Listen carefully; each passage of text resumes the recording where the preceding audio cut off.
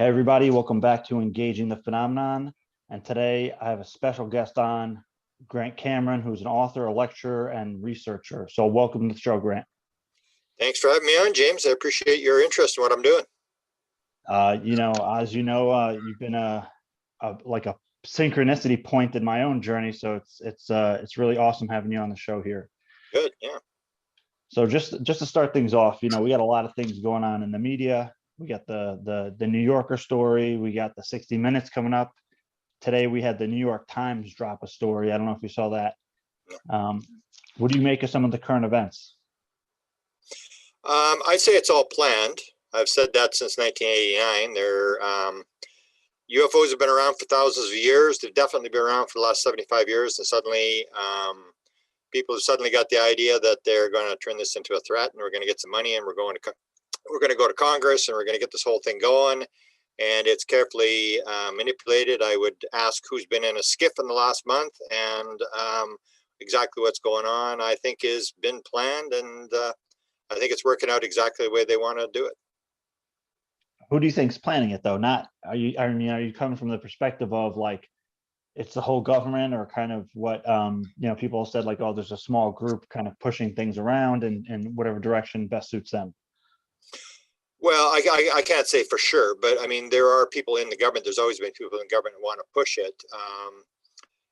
You would have the same characters that I wrote. I wrote Managing Magic in 2017, 8 months before Tom DeLonge went public. I said then, I identified Jim Semivan. That was 8 months before I went public. I said they were going to drop this thing. They were supposed to drop it during the Clinton administration, or during the Clinton days. It was Podesta and Clinton, and then it was, Leslie Kean and all these people. And because Hillary lost the election, then they delayed the thing. But basically what we have here is military industrial complex people that want this thing. I'm just guessing. I mean, the guess would be that they weren't finding out much in the black world. And the way this thing works for people who weren't back in the days of MJ12, one of the advantages of doing the MJ12 story was that you actually go back and you look at how does this game actually is played. Starting, because in the early days of science, where there was Max Planck or Niels Bohr or Schrodinger and all these guys, they were into all this quantum physics stuff, and they were into the philosophy of what does this all mean. And then came World War II, and people don't realize that Vannevar Bush, who was the guy who's supposed to run the UFO program, was in charge of all the military programs during World War II. So that's atomic bomb, proximity fuse, jets, nylon, synthetic rubber. All these inventions were done during World War II. Plastic explosives, proximity, the atomic bomb, all that kind of stuff. And they suddenly realized that you could use this technology to create, and that's how this thing is unfolded, is that we have an industry of military weapons that, first of all, the military develops it, and then you move it into the public sphere. So nylon, synthetic rubber, or I'll give you the one of the ARPANET. The ARPANET was developed for the military to stop computers from being knocked out. So you would have, instead of having all your material in one computer, you would have these nodes where you had these computers all over the place, and the information was not stored in any one computer. That was to prevent against an atomic explosion. That became the internet. So people don't realize that this is how this stuff all unfolds. So the plan that works now is you go to the military develops it to develop weapons and stuff, and then you spin it out into the public, and they get the developments after the military has used it. So there's some element of the military. What I would say is that absolutely Lou Elizondo is the key guy. He's the guy, he's the spokesman. He's the guy that's out there. I don't believe that he was, just simply a guy who got very frustrated and suddenly quit the military and said, I'm out of here. And because I maintain that you don't send your resignation to the Secretary of Defense, you send it to your boss. And we now know that Jim Semivan was in the room when that meeting took place with the New York Times. And there was a bunch of people in the room. Hal Puthoff was in the room. And so we know it was more than just Lou Elizondo was resigning and the New York Times went to interview him. This was planned. And as I said, I identified that this was going to drop 8 months before To the Stars ever went public. So this is all sort of unfolding. You hear, Leslie, Melinda Leslie talking to Jim Semivan, saying to him, what is there, Jim, that I could say to you that really gets you so upset you would never talk to me again? He said, mess with the money. It's all got to do with money. It's got to do, because if you take a look, so people say we got this UFO problem. We want, verification. We want all this kind of stuff because I had a sighting, and people laugh at me. So I would say to you, okay, science and technology. There's a subcommittee in the Senate for science and technology. Have they been briefed? No. Foreign relations, biggest powerful committee in Senate. Have they been briefed? No. Has the Outer Space Committee been briefed? No. Who's been briefed? Armed services, intelligence. So I'm saying whatever this has got to do with these guys getting what they want, this money, their $736 billion defense budget. And we've suddenly, as Jacques Vallée pointed out, we've now got a situation where the people who are promoting UFOs want the fear aspect. And the fear aspect comes from, you're not going to sell it unless you've got fear. And then the example of that is before To the Stars came along, before Lou Elizondo came along, if you look at Leslie Kean, was the big name in town. She wrote the book of the generals. And if you look at hers, her and Podesta wrote the forward to the book. If you look at Leslie Kean, what did she say? Did she say this was a threat? Did she say, oh, they're, whatever they're promoting now? No, she said it may be a threat to airline traffic. That's what she said in her book. And I guess she went out and the airline people just laughed at her and said, yeah, it's garbage. So in order to get the money, you got to create the fear. You're not going to get any money unless you create the fear. So they've made this new development now, and we've got to be afraid of this. And, this could be a threat and stuff like that. And that's just the way I see it. Now, I'm not sure exactly who's behind it, but there is a force behind this, and they're going for the money. And I would say, because I was involved in the Canadian briefing, there's actually been briefings done with the Canadians. I was involved. I got sucked into this whole situation where I was advising the government people. And you say, well, what did they get briefed on? I have no idea, because it's all secret. What was the Intelligence Committee briefed on? What was the Senate Armed Services Committee briefed on? Nobody knows. It's all still secret. It's just they're dropping these little breadcrumbs, and everybody's going along with it because they think, oh, we're all going to get these big secrets. It's all still going to be the same. It's the same game. They're just unraveling this, and it is effective in terms of the fact that the UFOs will become known. But I'm more interested in what's behind the UFOs. Why are the UFOs engaging the military? Why are these kind of things happening rather than UFOs? Because my example was, unlike most people, when I had my first two UFO sightings, I was pretty close. I mean, there's not a light in the sky. When I saw the first one, it was right in front of the car. I had one over top of the car, maybe 200 feet, a big giant triangle over the car. So I've never been interested in UFO sightings. I've never cared what anybody thought. I know what's going on. I mean, I know something's going on. I've never wanted the vindication, but a lot of people want someone to say, yeah, you're not crazy. This is for real. But the thing is, are we going to pay a huge price in terms of what we're going to give up in order to get that sort of authorization that UFOs exist? Are we still going to have the secrecy? Are we still going to have this sort of thing? I can't talk. This is national security. This is not my job. You got to talk to the government, this kind of stuff. I mean, that's kind of the big question. And one of the points that you raised actually was in a New York Times article today, where I think even Diana Pasulka said, this is not a land grab, this is a narrative grab. So she kind of is saying, they're using the UAP issue to, get a bigger budget and take more control of narrative. If I read that correctly. Yeah, but that makes sense. Well, yeah, but so here's the thing. A few things really. People are going to argue, well, they used the threat narrative because now it's a liability, and the government, they can't, at least the US government, they can no longer look the other way because now they're liable for these kind of incursions. And so that's one angle of it. People are saying it's kind of like a gambit. Is it a potential threat? People are saying, oh, maybe it is. Is it an imminent threat? Is it like, kind of like the question of a threat versus hostility? That's kind of the argument you get. So do you think it's just they're using that to get some of the information acknowledged officially? Or because Christopher Mellon and Lou Elizondo, they're not just saying, oh yeah, there's UFOs here, they're buzzing everything. they're actually getting into the idea of crash retrievals. I mean, they've been pushing that now for a little while now. Why do you think that they're pushing the idea of like crash retrievals, actual materials? Well, the crash retrievals is going to go to the whole idea that we're going to get the technology out of it. I mean, it's like going to be candy floss, Santa Claus, and coffee and pie for dessert. That's what we're into. People want to, we think we're going to get something out of this. And so you're going to push that kind of stuff. If Diane Pasulka wrote something in New York Times, I mean, Diane Pasulka is connected with Tyler D. Now, I've met Tyler D. I know Tyler D, and I know he's got 40 inventions, and he sold one of them for huge money. He told me about how he got the download, how the being was standing at the end of the bed when he got that idea in his head. And he will clearly say, no, this is not a threat. These are benevolent. They're trying to help us. They're trying to move us along. But if you put in the whole thing about crash saucers, I put a thing out just yesterday on my podcast on the crash metals.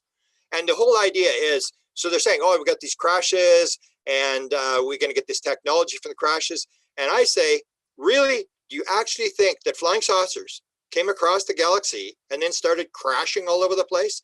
That they suddenly, you know, pieces started falling off the flying saucer. We talk about the Roswell metal, this nitinol, this, you know, memory metal, where you can shoot a bullet at it and it deflects the bullet, where you can't take a sledgehammer, you can't dent it with a sledgehammer, but it hits the ground and it crashes and it shatters into little tiny thousands of little tiny pieces like a wine glass. This is crazy stuff.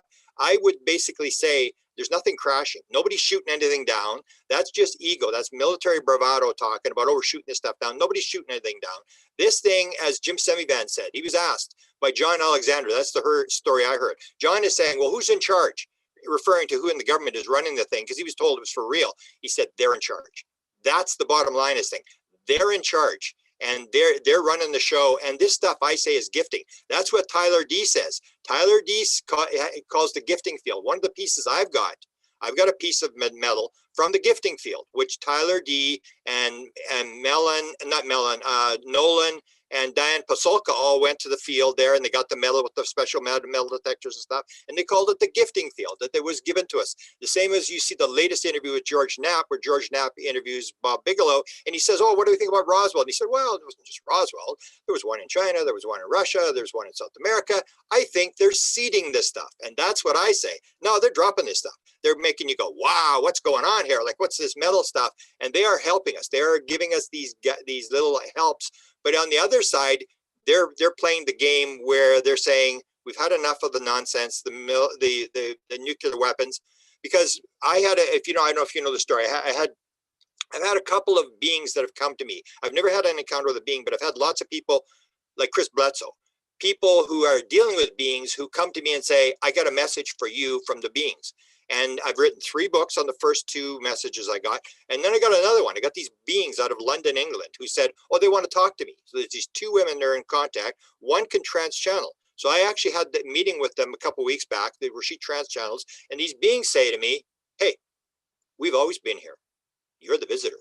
And that's exactly the situation.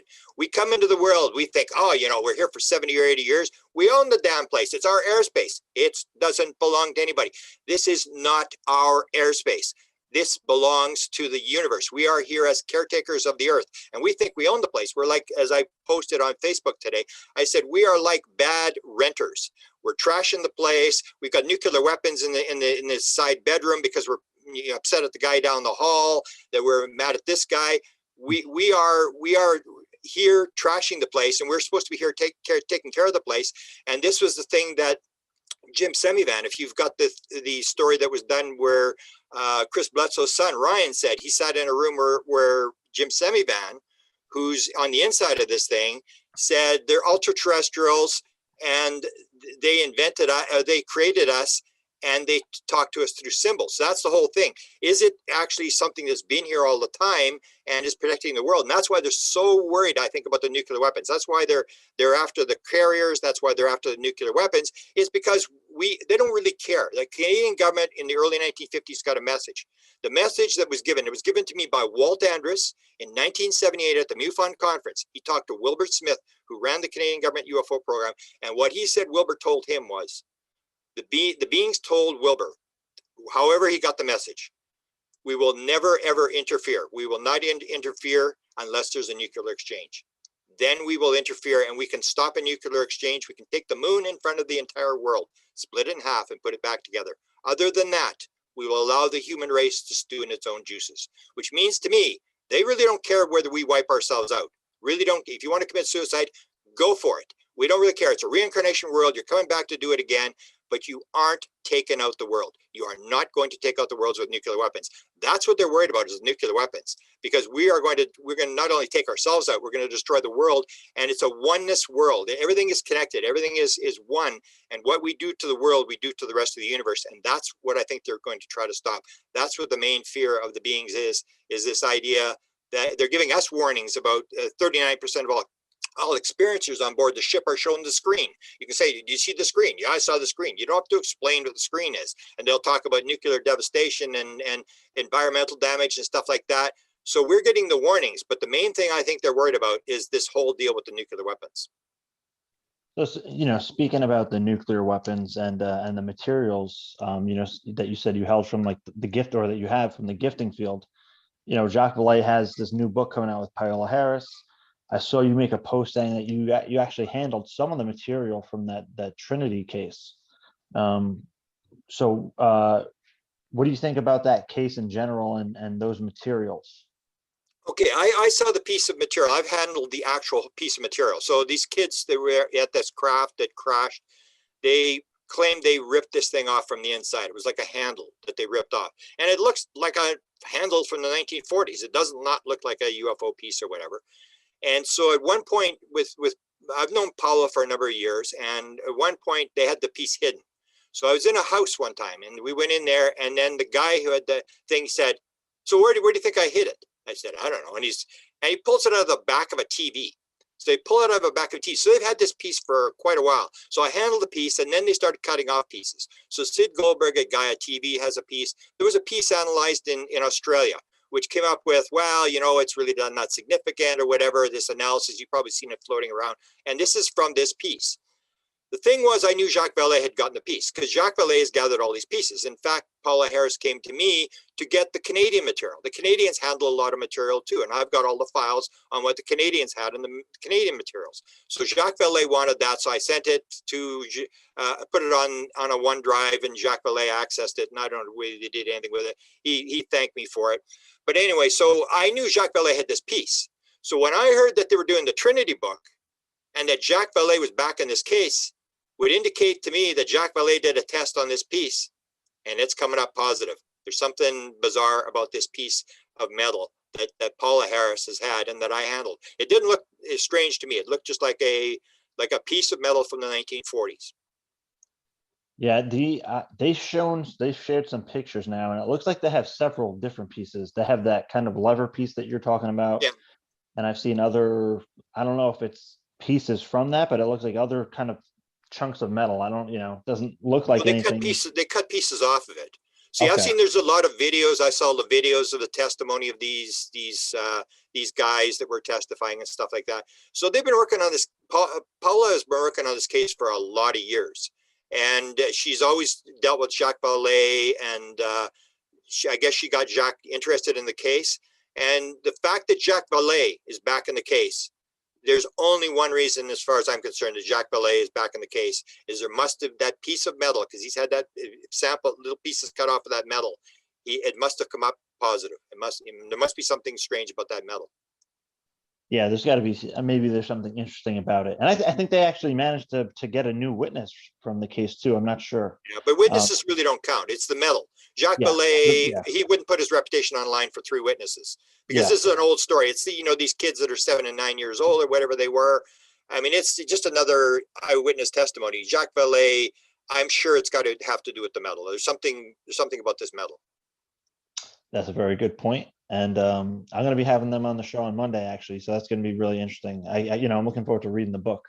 And Christopher Mellon, he actually said he wrote a small paragraph for the book endorsing it. I was really surprised.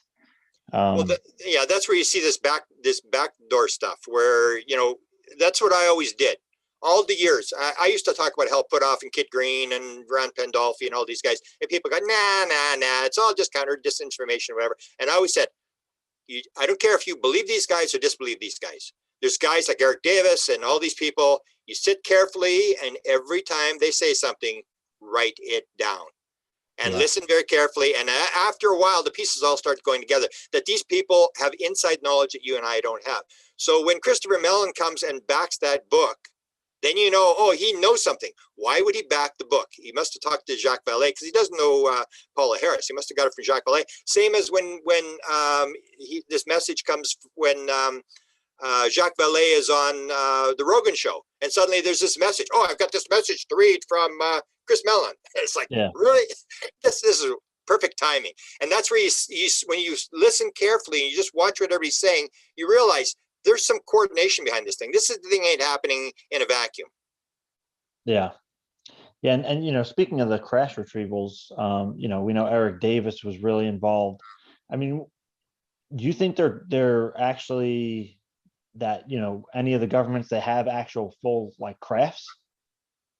Well, I go back to what I've heard all the time, and I've heard lots of stories. The way I got these stories is to just carefully listen to everybody and what they say. So Eric Davis said when he went after Lazar, he said the guy's full of it. The stuff isn't even at Area 51. And we shut the program down in 1989. And then you hear this story that Knapp said, well, they take it off the shelf every 7 or 8 years. And it was the whole idea. It was like, yeah, we got the crafts, but we can't do anything with it, that we cannot back engineer this stuff. Or there was called the core story. So the core story was helped put off Jacques Vallée and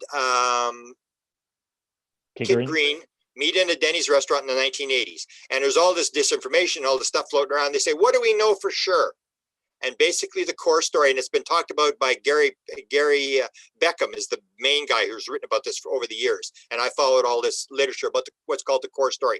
Yes, we're being interacted by some sort of intelligence. Yes, there is material, and we cannot back engineer the stuff. And so you get this whole idea in the Wilson leak document. When I got the Wilson leak document, at the very end of the Wilson leak document, it says, oh, we have an intact craft, and we think we can fly it. So what does that mean? It means you got an intact craft and you cannot turn it on, because I've got 50 witnesses that say when you turn on the craft, you need a consciousness interface. It does not fly like ours. It's consciousness. It's alive. It interacts with consciousness, and that's how. And because they don't have a consciousness interface, they've got an intact craft that they cannot turn on. And that made sense to me when I saw the Wilson leak document, that, yeah, that fits in with the core story. It fits in. They've all said the same thing. They've all made these indirect references to the fact that, yeah, we got this stuff, but we can't. Or there's the one where Jacques Vallée, if you read Jacques Vallée's book with Kit Green, he's talking to Kit Green, and he says, you know, we can't do anything with this material. But you guys over there, because Kit Green's always he's a physiologist, he's always working on the alien autopsy stuff. You guys, you got biological material. Maybe you got it. And he said, maybe the biological material, and I'm just paraphrasing, maybe the biological material goes in no farther than your mental material, as if they're not getting anywhere with the biological material either.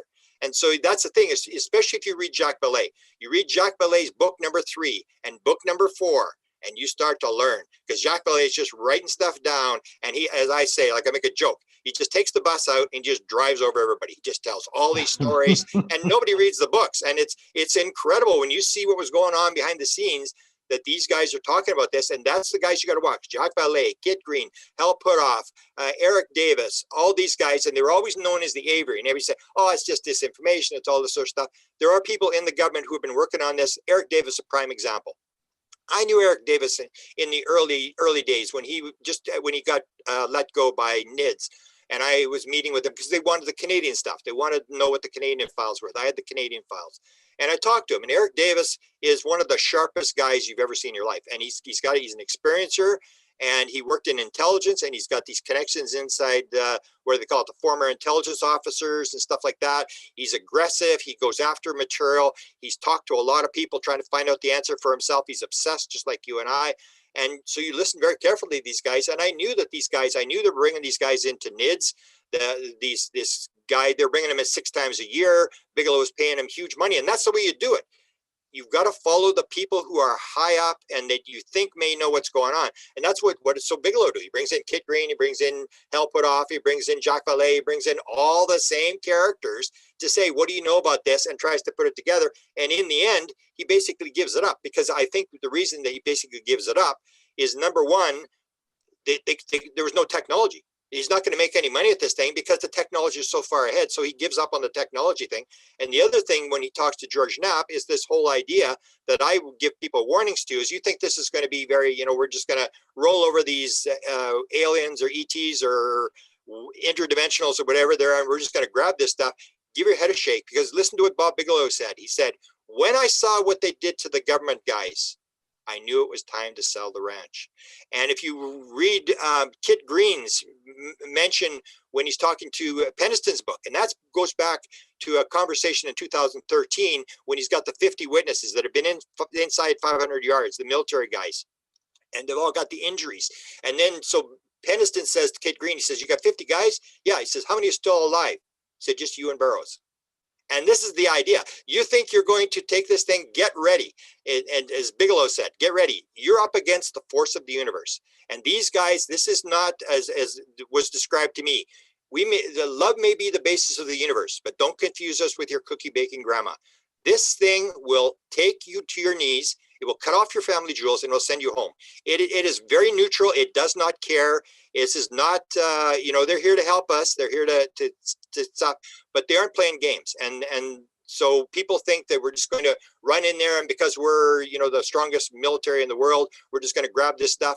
Get ready. I mean, you go back to the crashes of the 1950s, of the early days, how many pilots we lost when we had the shoot down order. You hear this story that George Knapp told about the Russians, that the Russians were told, their military people, do not engage this phenomena. I tell the story. I went to go to Stanton Friedman's files. I go to Stanton Friedman's files. The first thing I'm looking for is a case I knew, because I was involved with the Bob Pratt and Stanton back in the 1970s. I knew this case existed. It was a Cuban case. And this was the Cuban missile, the Cuban have an intercept. UFOs coming over Cuba. U.S. Navy intelligence out of Florida picks up the communication, and they're monitoring this communication. And the guy that was part of this contacts Stan. He tells him the story. So they file an FOIA, and they actually threaten the FBI. And the FBI shows up at this one guy's door and just scares the living daylights out of him, because he said, if you don't tell us what's going on, we're going to the Cuban embassy. We're going to find out what happened here. And they tell the story. The Navy intelligence is listening, and the Cuban guys, the two jet fighters, scrambled, and they order this thing to shoot down as it's coming towards Cuba, and the thing keeps going, and then they say lock on, and they lock on, and you hear the wingman in behind going, oh my God, it's gone, and the thing just, the plane is just gone, just evaporates. And Stan got that case, and they were scrambling. They were the National Enquirer, Bob Pratt, the National Enquirer, they had the money, so they're filing these FOIAs. They're pushing this thing. You got to realize a lot of people could get killed because of this stupidity. They think we're just going to grab the technology and then tell these people, go back where you came from. It's not going to be that simple. Yeah, and I kind of understand what you're saying, where you're going with this, but just for the sake of the conversation, then do you think if they're putting out the idea of a potential threat narrative, that it's justified? Well, no, it's not justified. I mean, if they wanted to attack us, they would have attacked us before we had nuclear weapons. They would have attacked us. If you take a look at the pattern, and Jacques Vallée goes through this as well, they're helping us, because in the 1890s they had the ships. When we developed the internal combustion engine, that's when this thing all started. And then they're flying these ships, and they said, oh, we're from Mars, and they had these big giant lights on there, which you couldn't carry batteries, because they were just like wooden ships with propellers, and they're flying around, and they're sort of helping us along. And then we developed the planes where we can drop bombs, not just stand and shoot each other. They don't really care about that. But when you start dropping bombs on people and stuff like that, and World War II, and that's when it all picks up, is when we do the Trinity thing. This crash occurred a couple days after the Trinity test, and we have like 8 crashes in New Mexico, and you start to see like what's really going on. Are these things just crashing, or are they sending this symbol? Like Jim Semivan said, it's all done through symbols of trying to give us the indirect message of what's going on. So the threat, if they're a threat, they would have gotten us a long time ago. And people will say, oh, there's the footprints in the room. It could be a threat. And I say, the military-industrial complex, what is it that the military-industrial complex does not see as a potential threat? Everything's a potential threat because it's worth money. There's never going to say take something off the table. Everything's a threat. And so I would say, and they would say, okay, if they grab you and take you on board the ship and they touch you, that's kidnapping and that's assault. That means they're the bad guys and we have to take them out. So what? So if you look at the aliens and the aliens say, okay, what about the atomic bomb? You drop an atomic bomb. Is that a potential threat? The guys that dropped the atomic bomb, do you think they might be a threat? Or if the March, I always bring up the March, 1945, firebombing of the civilian area of Tokyo, where 80,000 people were cremated in 2 nights by the 8th Air Force. Do you think maybe the 8th Air Force might be a threat? Of course, we are the threat. We have met the enemy. The old Pogo cartoon, I posted it piles of times. The old Pogo cartoon says, we have met the enemy, and he is us. Or Bashar, Linda Howe, who's big into evil aliens and good aliens, and she says to him, which race should we be afraid of? And Bashar, the channeler, says, you. And that's the key. We are the threat. We are the ones that have the nuclear bombs. We are the ones that have the kids in the cages. We are the ones that have people in Guantanamo Bay 20 years without trial or being convicted of anything and in solitary confinement. We are the wacko people. Or as Bashar said, would you land in an insane asylum where all the patients are carrying guns?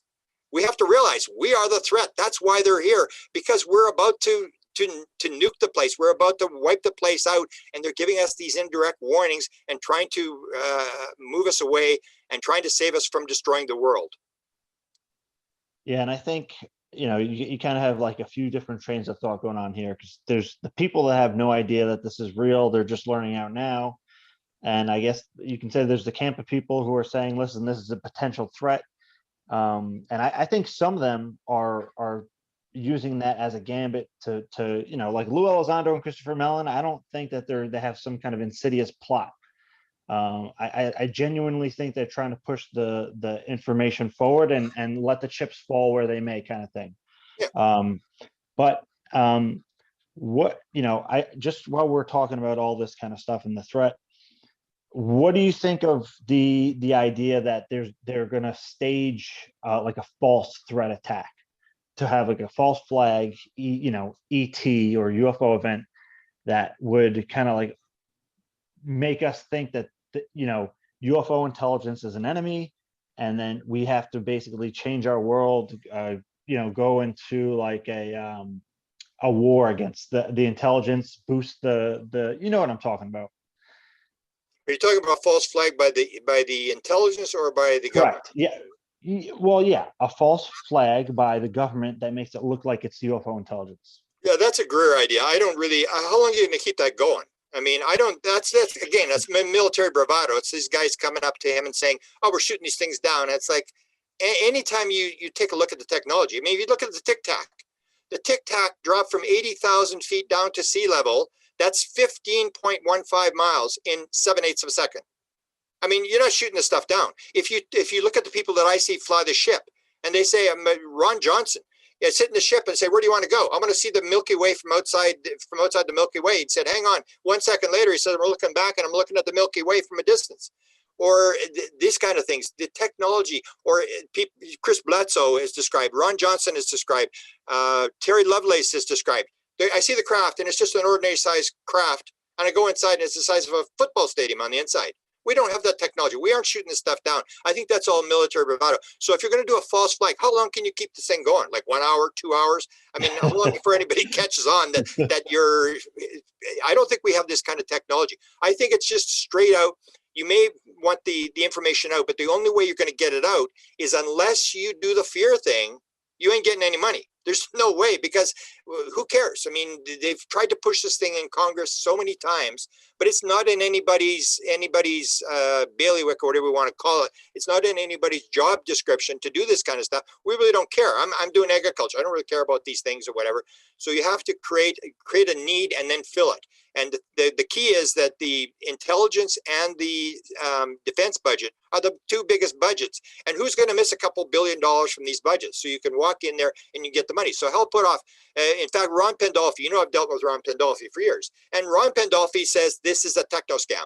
These guys have been scamming people for years. And it's not that these guys are bad guys, but it's like, I got a cure to cancer. James, I got a cure to cancer. And if you give me $1 billion, I'm only this far away from it. And this is the thing. So Ron Pandolfi claimed that a lot of people have been set up, that they ran through what he called a bunch of billionaires who would rather get involved in some crazy scheme than paying their taxes. And he talked about Bombardier, who was a billionaire out of Canada, talked about this Church's Chicken guy that was there. And they went after Joe Firmage, and they wiped all these guys' money out by saying, we're on the edge of anti-gravity, and we're going to get this kind of stuff. And these billionaires all put the money in, and now we run out of billionaires. They got no billionaires to go after anymore. So now we're going after Congress. And that's why Ron calls it the techno scam. And I used to think he was nuts. And now I'm saying, yeah, I can sort of see what they're doing is what you're doing. It's not that you're a bad guy, but you want the money, and you believe, like, whether it's, Hal Puthoff's idea about how it flies or whatever, you believe you're on the very edge, but you need some money. There's no research money. So you have to get someone to give you the money, and you're not going to get any money unless you go to the people with the money, which is the defense people and the intelligence people. And they're not going to give you any money unless you create a need and you scare the living daylights out of them, because Congress really doesn't know. They're sitting there giving these briefings. That's why I say, if you're saying it's about, ET knowledge and getting the message out, then why are they not briefing the science committee? Why are they not briefing the outer space committee? Why are they just doing intelligence and armed services? And that's because it's the threat scenario. They've got the money, and that's where they're going to get the money. The other people don't have any money. Yeah, and so, I mean, do you think it's, for better or worse, it's actually moved, regardless, so you can say techno scam, you can call it whatever you want. And wait, first of all, wasn't Ron involved with some of those techno scams, or no?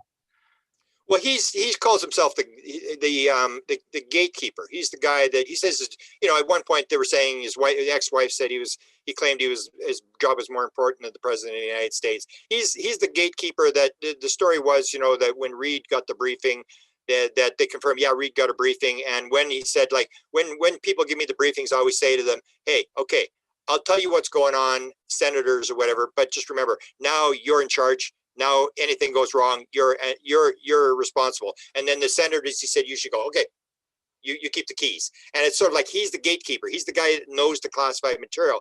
But in terms of material, he's hinting the portal thing. And that's where I go with the portal thing. I think there's some truth to that, because every time I look at the anti-gravity thing, it ends up at a dead end. And Joe Firmage is a prime example. Spent millions and millions and millions of dollars on these gyros and trying to levitate this thing. And the guy who owns Skinwalker Ranch was involved, and he said, this is garbage. This thing didn't work. But he spent millions of dollars and he got nothing. And so I said, if Joe Firmage could not levitate this bouncing box, what they called, an inch off the table, we ain't got anything. If he's not levitating, because he had access to the CIA and access to intelligence, to the military, why would he not just buy it? And he's trying to do this stuff, and we can't levitate in. So every time I went after the anti-gravity stuff, I said, like, no, it's not getting anywhere. There's a lot of people got theories. Oh, it'll work like this, it'll work like that. I think this is going to work, and we just need some money. But when you come to the portal thing, then you start running into actual things where, yeah, there it seems to be indication that the government understands. And that's the key thing about what this is all about, is it's probably not aliens with giant spaceships flying through interstellar space at 10 times the speed of sound or speed of light. They're popping in and popping out. That's what, when Peniston said to Kit Green, okay, what the hell are you doing? You want my DNA? You want my MRI? I want to know what the heck's going on here. And that's when he says, and nobody ever brings this up, he said, well, we got this contract. Bigelow's running the contract. We got 9 people, a Secretary of Defense, and we're working on this thing with the experiencers. And he confirms this thing, and he said, well, what are you doing? We're doing propulsion. And then Peniston says to Kit Green, come on, I'm stupid. It's not propulsion. What do you mean propulsion? You think I'm stupid? He said, well, maybe I used the wrong word. We're trying to figure out, how does the phenomena pop in and pop out just as quickly? That's portal. They're coming in, they're popping out. And that gets to the most important part of this whole thing, is the nature of reality. What's really going on? Is it all one thing? When we asked Dr. Eric Walker, he said we were bugging him about MJ-12 back in 1991.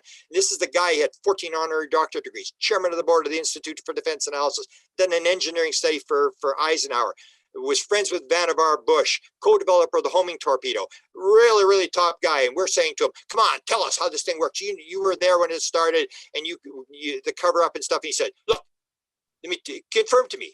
This is just curiosity, isn't it? And that's one of the problems, it's just curiosity. Most people, They just want to know. They really don't care. It's like, nothing on TV tonight. Tell me a good UFO story. Let's go do a sky watch. I mean, it's just for most people's curiosity. He said, it's just, why should we change the rules to satisfy your curiosity? That's what Walker said. And then we kept pushing, and these researchers were pushing him.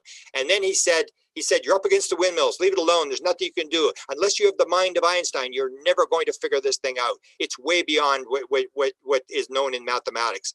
And then they kept pushing him. And he said, Robert MJ12, is there just 12 guys? He said, look, let me ask you a question.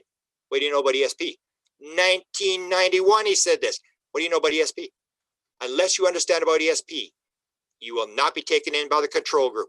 Very few people understand. And that's the key to the whole UFO thing, is it's got to do with the nature of reality. Is it a nuts and bolts world, or is it a consciousness world? And that's what we're seeing.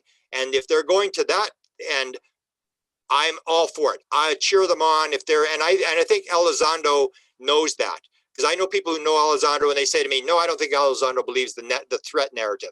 In fact, John Alexander said, we did the same thing in the 1980s. When we did the Advanced Physics Theoretical Working Group, we used the threat thing too, because you need it to get the money. So if they're going after the nature of reality, I'm cheering them on, because that's what it's about. And I think Lou knows, because we see the debrief interview. She says, oh, is this on-world, is it off-world? And then Lou goes, hey, well, hang on.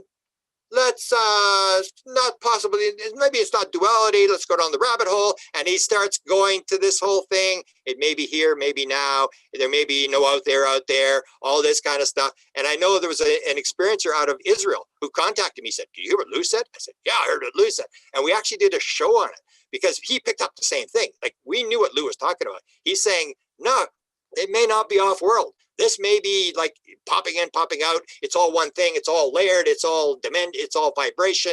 There's no out there. There's, all this kind of stuff. And so I think Lou may know it now. So if they're doing it, my big fear is the threat that a lot of people are going to end up getting killed over this thing. That we're gonna play this game of doing weapons, and we're going to go after the evil Chinese and all this kind of stuff. And we've created enough wars. We've killed enough people, and that's the part that bothers me. And that may be because I'm a Canadian and we don't have guns and we're not into starting wars and doing all this kind of stuff. But if they're after the nature of reality, of discovering the nature of reality, if we get there through that, and we may, once this thing is exposed, they can do the threat thing all they want. Like they're doing the threat thing right now. And everybody goes, yeah, come on. I mean, they're not doing anything. So it'll be expose the thing. But hopefully then at that point, us who are in the consciousness thing are going to start pointing out, and people will start taking the consciousness aspect, because that's the key part of the story. It's not the weapons, it's not the technology. There may be that kind of stuff in there. The key thing is, this is an anomaly that shows you something that we have in our understanding of reality is wrong. If the understanding of reality, of nuts and bolts, the world was right, this wouldn't be happening. It's basically showing us the world is a little more complex than what you think it is. And it's got to do with consciousness. It's got to do with all this kind of stuff. Well, yeah. And often I talk about like contact, and even like the UFO as an awakening experience, because it shatters your current paradigm and makes you, go a lot deeper and say, again, what is the nature of reality? And it's funny, the ESP thing, they said the same thing to Tom DeLonge and Lockheed.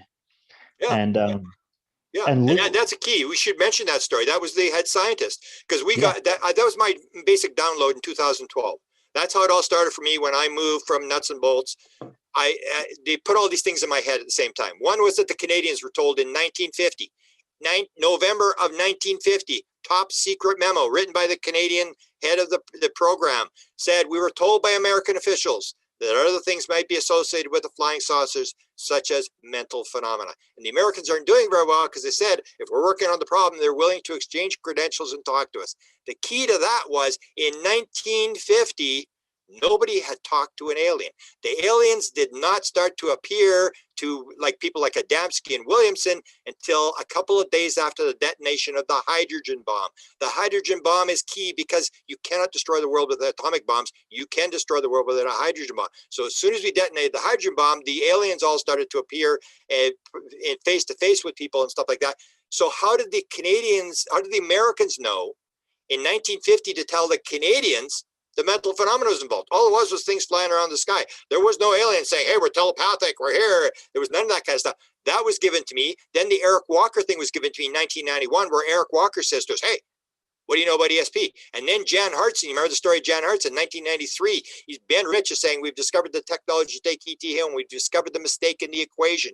And then he goes running up to me and says, I had a sighting when I was 9 years old. I need to know, how does it work? How does the propulsion system? Me and my brother wanted to build a flying saucer. We're obsessed with this thing. And he said, let me ask you a question. What do you know about ESP? And Jan Hartson says, it means everything in time and space is connected.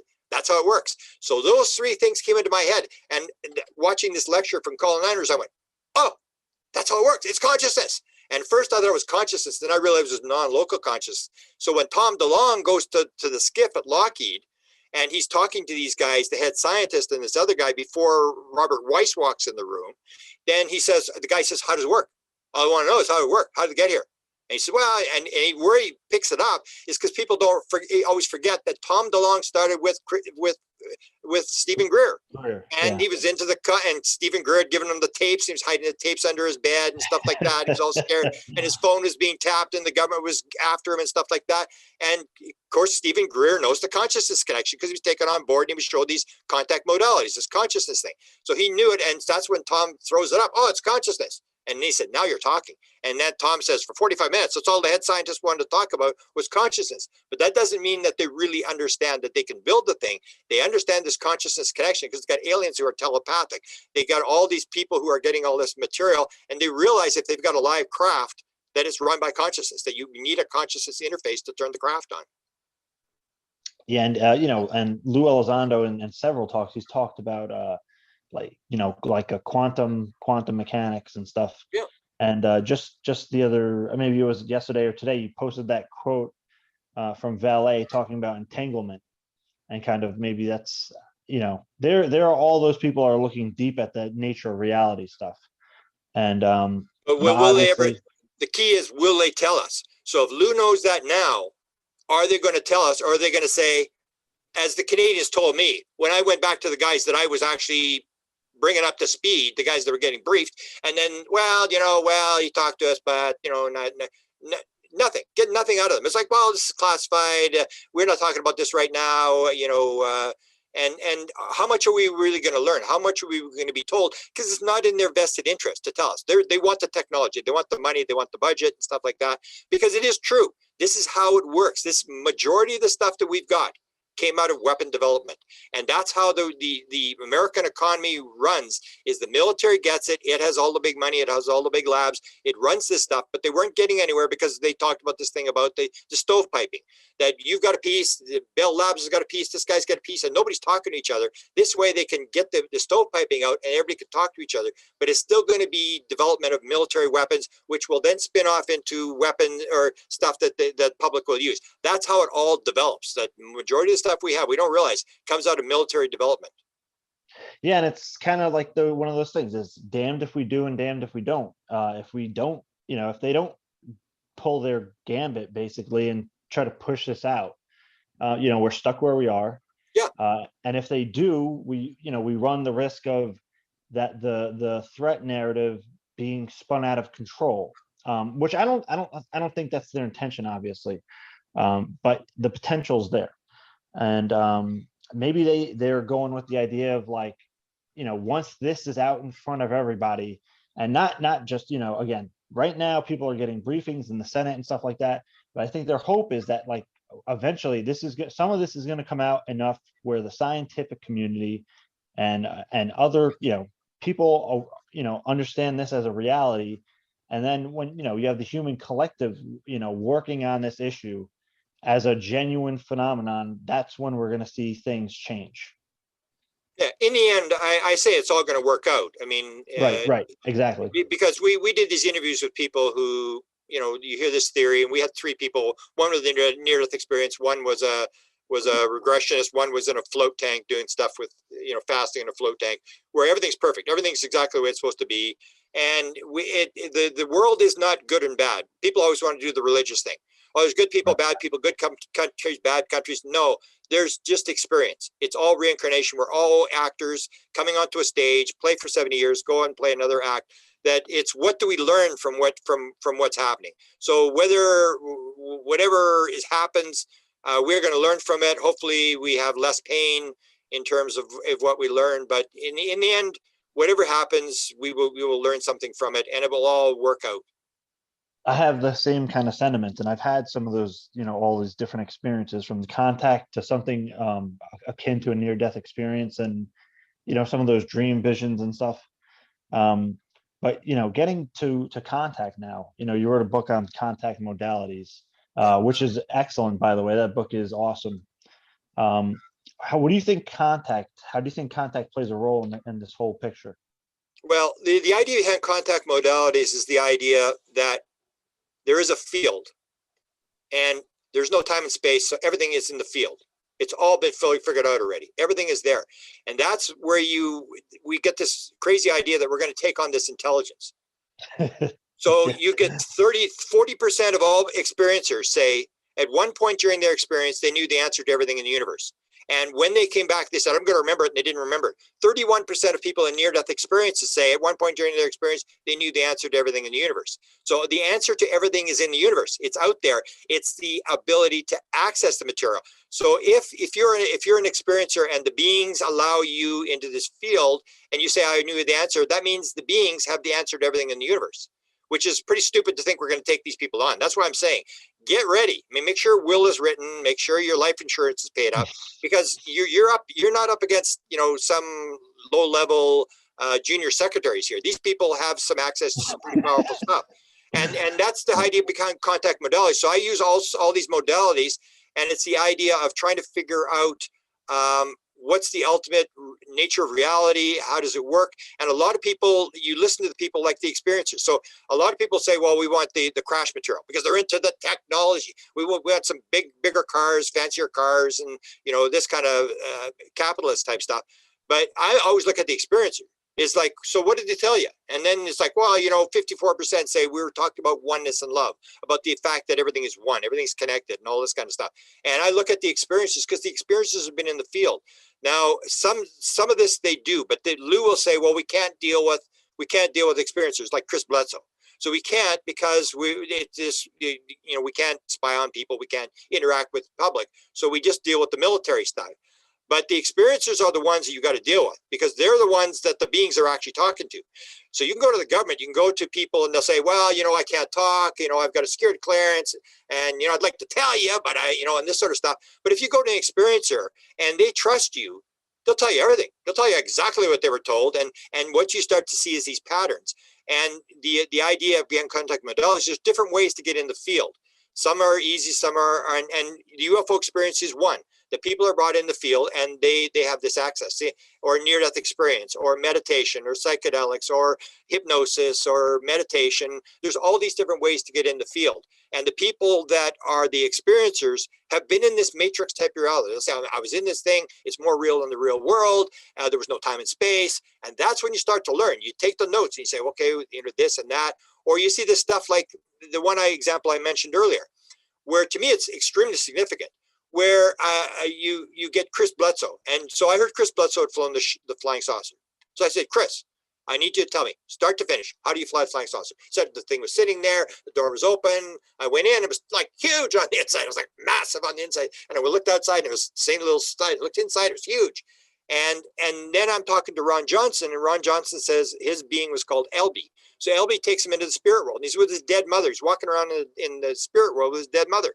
And she takes him to this building. She said, Ron, when you die, you're going to come to this building.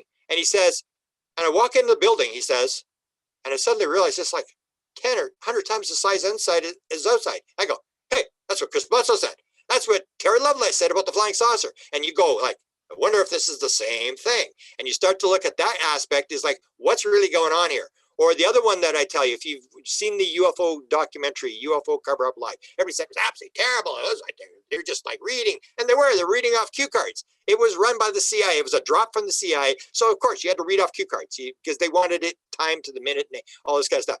In there, Richard Doty, who plays the backlit Falcon, he's impersonating the Falcon, and he said the most impressive thing I saw the whole time I was there was the aliens had a crystal, and they had this crystal, and they could show you the life of Jesus. They could show you, and in fact, Linda and I were all chasing this story in the 1980s, that they could show you the crucifixion of Jesus on this crystal.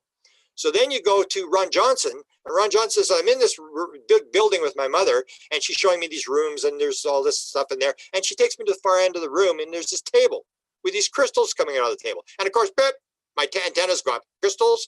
And he says, yeah, these crystals. And you look at the crystal, and you look at it at a certain angle, and you can see your life. You can see your past lives and all this kind of stuff. And my mother said, your crystal hasn't come out of the table yet because you're not dead. As soon as you get dead. And he says, I can see the crystal of my dog. So I take this crystal and I look at this crystal of my dog, and I never knew what happened to my dog. He said, and I looked in the crystal and I saw the neighbor shot the dog. It's the same story. It's an identical story. And then you take Michael Newton, you take the journey of souls. There's another contact modality, people who get regressed to the life between lives. And they say, we're in these libraries, and we open the book up, and there's this crystal in the book. And you look at the crystal at a certain angle, and you can see your past lives. And that's how we plan our future lives. So you see these crossovers between all these modalities and say, all these people are talking about the same thing. I wonder if it's all the same thing. And it is. It's all consciousness. It is. The way I would sum it up is Deepak Chopra says, everything is an activity inside consciousness. So as soon as someone says, oh, there's levels, there's names, there's no, that's left brain. That is, the left brain wants names. It wants it to break it into to objects. There is only one thing. There's consciousness, which creates nuts and bolts. So and once you start talking about nuts and bolts and levels and all this kind of stuff, then that's the left brain taking over. It's all consciousness that creates matter. And consciousness is primary. Everything, it's a verb. The universe is information. It's getting bigger. It's increasing in knowledge and whatever. But it's a live object. There are no dead things. There are no nouns. It's all a verb. That would be the basic concept that I get from all these contact modalities. All the people that have been in the field, they're all basically the same thing.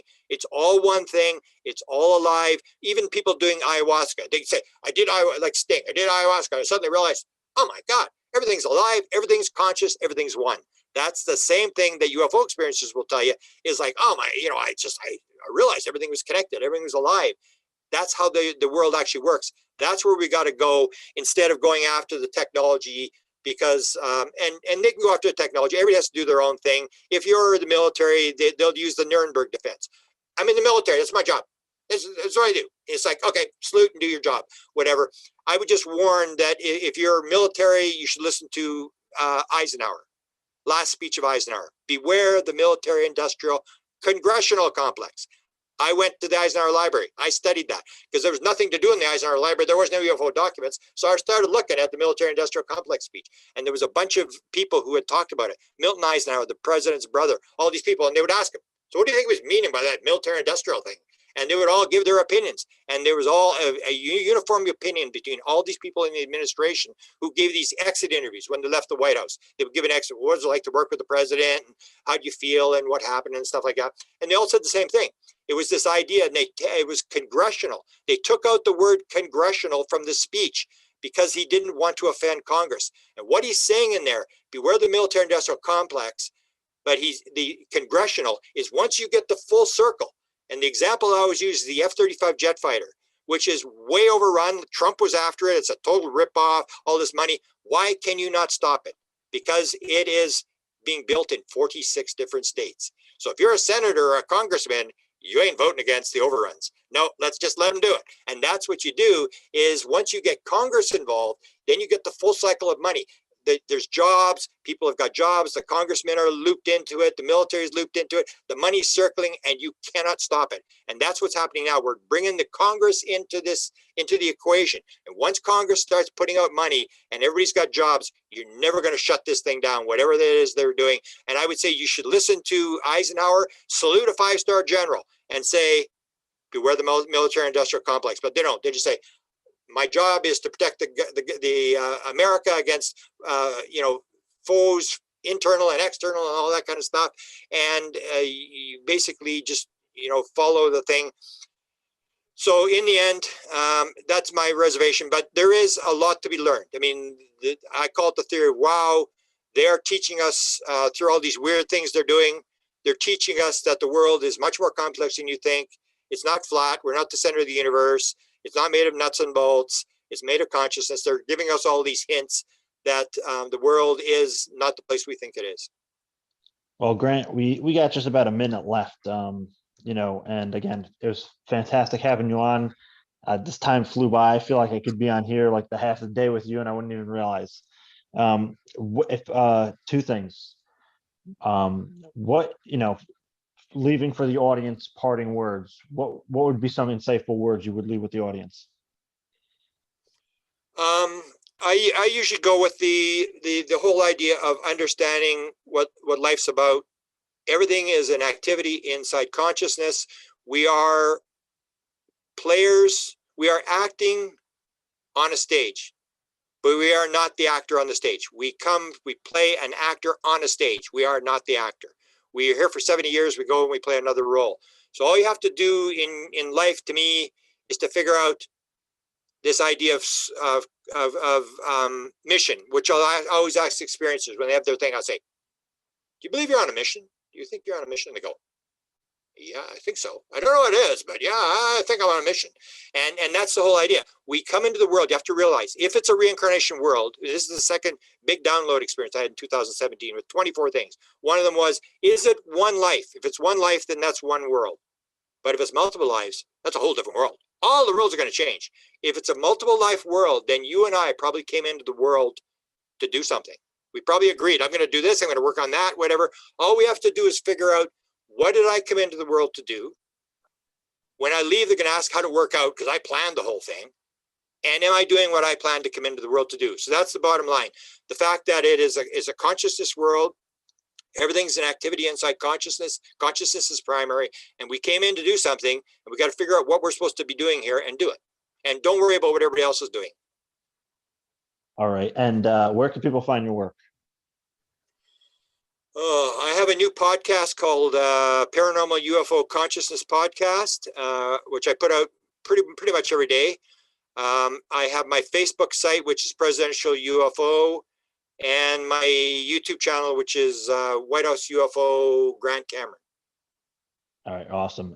Thank you so much, Grant, for coming on. Yeah, you're somebody that I look up to in the field as an excellent example, kind of renegade researcher. And I love the idea that you went from like nuts and bolts to the whole consciousness thing. It takes a lot of bravery to do something like that. It doesn't take bravery. I was asked about that by Jerry Pippin when it first happened. Because a lot of people would not talk to me after that happened. Jerry Pippin, who was one of the most famous broadcasters at the time, said, "Grant, I can't believe you've done it. You were the presidential guy. I cannot believe you did that and went to consciousness." I said, "Well, Jerry, let me tell you what. I didn't actually go there. I sort of got teleported there. I didn't plan it. I didn't plan it." Right. So anyway, thanks a lot, James. I appreciate your doing this thing, and say hi to my friend Paula and Jacques. And good luck with that. It's a scoop to get Jacques Vallée. He doesn't do many interviews. Yeah, thank you so much, Grant. And I'll definitely be speaking to you again soon. You take care. You bet. Yeah, bye. Okay.